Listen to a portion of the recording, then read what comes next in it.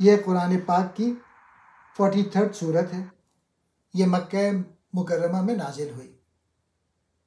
اس سورت کا مطلب ہے سونا، چمک دمک اور زینت۔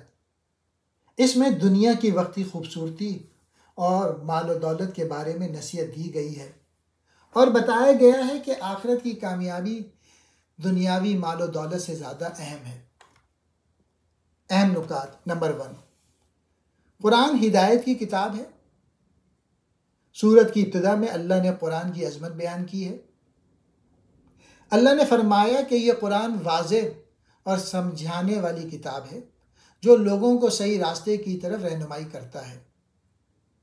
جو لوگ قرآن پر عمل کریں گے وہ کامیاب ہوں گے اور جو انکار کریں گے وہ نقصان اٹھائیں گے۔ دوسرا موضوع، دنیا کی چمک دمک عارضی ہے۔ اللہ نے فرمایا کہ دنیا کی زینت، سونا، چاندی اور مال و دولت صرف آزمائش کے لیے ہیں۔ یہ سب کچھ وقتی ہے اور اصل کامیابی آخرت کی ہے۔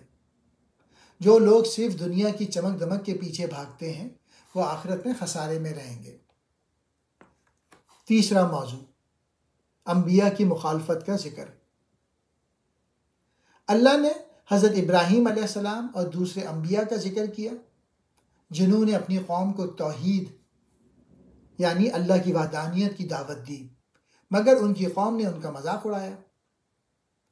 مشرکین یہ سوچتے تھے کہ ان کے پاس مال و دولت ہے اس لیے وہ بہتر ہیں، لیکن اللہ نے فرمایا کہ اصل عزت اللہ کی فرما برداری ہے۔ چوتھا موضوع، حضرت عیسیٰ علیہ السلام کا ذکر۔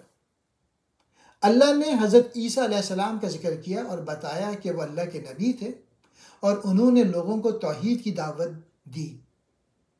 کچھ لوگوں نے غلط فہمی کی وجہ سے حضرت عیسیٰ علیہ السلام کو اللہ کا بیٹا قرار دیا، حالانکہ وہ صرف اللہ کے نبی تھے۔ پانچواں موضوع، قیامت کا دن اور نیک و بد لوگوں کا انجام۔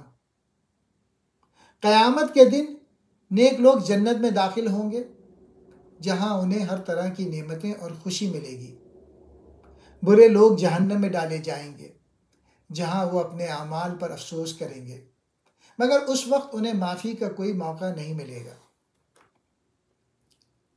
نیک لوگوں کی صفات۔ اس صورت میں نیک لوگوں کی چند صفات بیان کی گئی ہیں۔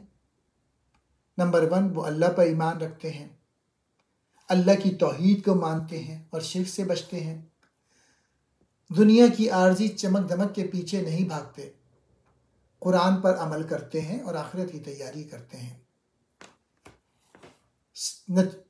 سبق، دنیا کی چمک دمک وقتی ہے، اصل کامیابی آخرت کی ہے۔